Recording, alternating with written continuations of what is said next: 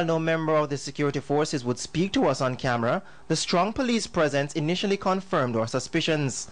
Then a JDF truck filled with several men drove up and concretized reports that the arena was being used as a detention site.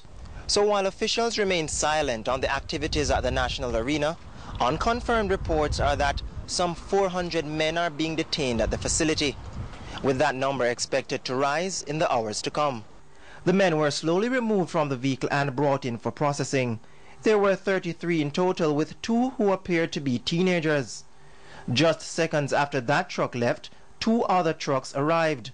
Some 48 men were removed from the first vehicle, while 27 were taken from the second, many of whom appeared to be teenagers. Some seemed petrified, while others maintained their composure as they were led out in a line and processed as well. CVM News understands that the persons being detained at the facility were apprehended in areas including Tivoli Gardens and Mountain View. Kingsley Roberts, CVM News. A Newswatch exclusive there. Now, the Kingston Public Hospital is still operating with a minimum staff as the disturbances in the corporate area continue to affect normal service. The Ministry of Health provided an update today where an appeal was also made for blood. 50% staffing. This is what currently exists at the Kingston Public Hospital because security concerns getting to and from the facility continues to be a major problem for medical staff who continue to work despite the mayhem on the outside. I want to allay all the fears and concerns with respect to the erroneous information that KPH is taken over by Christopher Coke and 15 of his cohorts.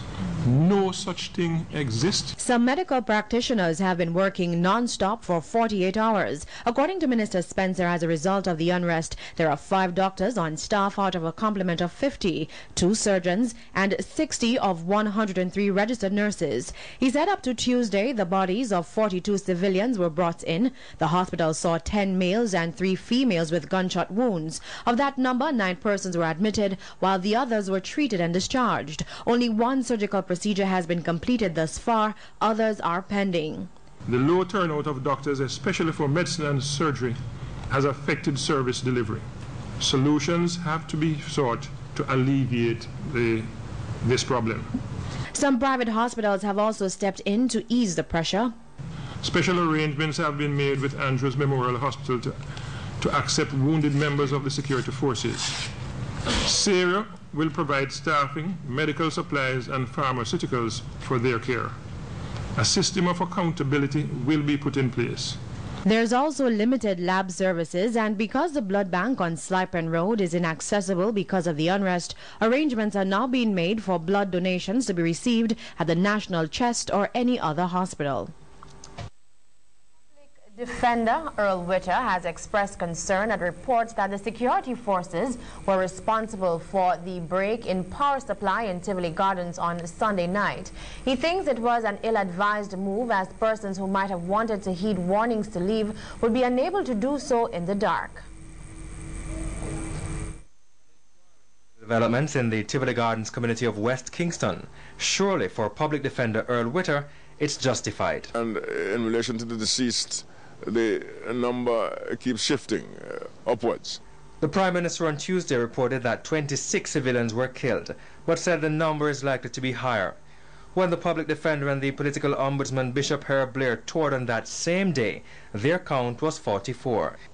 There were reports of other bodies lying about in Denham Town, which the security forces were not able to collect on account of having come under gunfire.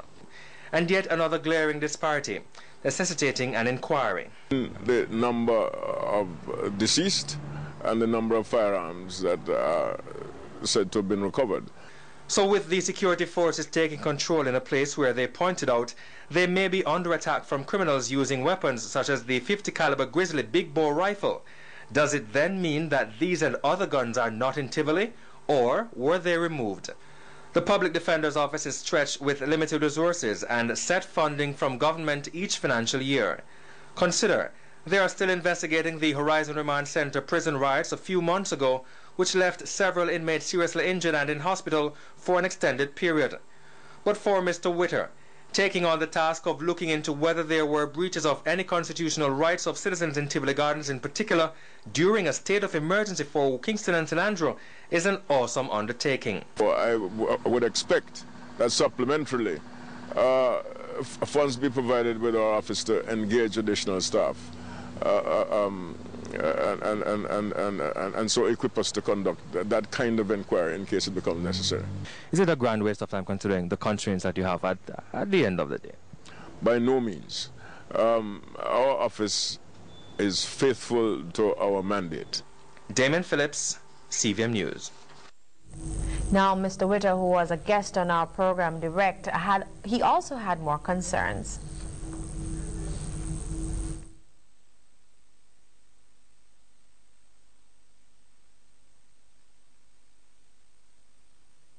And it is in those circumstances that residents who wished to evacuate were being asked to make their way to the Marcus Garvey Drive to get transportation. Well, the women with whom we spoke yesterday indicated that we're not about to do any such thing, to launch themselves into the dark and into the unknown, and they don't know what perils it was or there were or might have been that were there to confront them. All right, that full interview in Direct right after the Newswatch Hour. There is much concern about the status of the children trapped in an area from which loud explosions, death, and an invasion by law enforcers are watchwords. Despite suggestions of a dire need for medical care, the health minister used figures to substantiate a different scenario of a system under pressure but making adjustments. Missing from Tivoli Gardens are the children playing in the streets, most confined to their homes like their parents, others enlisted as victims. However, according to the Health Ministry's statistics, not an alarming number of those who visited the Children's Hospital were caught in the crossfire. 67 children were seen in accident and emergency. Cases seen were mainly fever and other medical conditions, asthmatics, gastroenteritis, trauma, and surgical conditions. Of note was a 9-year-old who was admitted to the ward with burns as a result of his home being firebombed in Spanish Town. He was subsequently transferred to intensive care. A total of 7 children were admitted and 2 surgeries performed.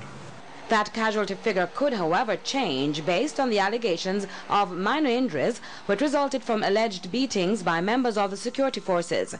A distraught sister described to our newsroom how her brother and his family of 5, including 2 teenagers, were separated based on their sex, but according to her, not before the males were beaten. Inasmuch as these youngsters are likely to say they were raised in a tough area, the experts say the emotional effects will over time set in. Meanwhile, in the midst of the flare-up and a shortfall in the life-saving fluid is a fall-off in the ratio of medical practitioners to patients. Among the highly sensitive persons in need of care are women in the critical stages of their final trimester. Of the usual 7 doctors at the government's maternity facility, only 5 have been doing the rotations. Of the 51 registered nurses, only 10 have been present at any one time. And of the 17 enrolled nurses, 4, forcing the system into overdrive. University and Andrews Hospital have agreed to accept women in labor and for elective C-sections from VJH. VJH doctors have been assigned to these hospitals to provide the necessary services. Discussions have commenced with not all hospitals, but arrangements have not yet been finalized. With the past experiences of accidental infant deaths, the minister says the reports collated so far would be steering away from repeats. At Victoria Jubilee, 41 patients were discharged from VJH, and there were 5 admissions, 4 of whom were admitted to the labor ward, and 1 other gynecology. There were no deaths reported, and of significance, no maternal deaths. So downtown Kingston has been deserted over the past couple of days because of tension over certain sections in Western Kingston. So is normality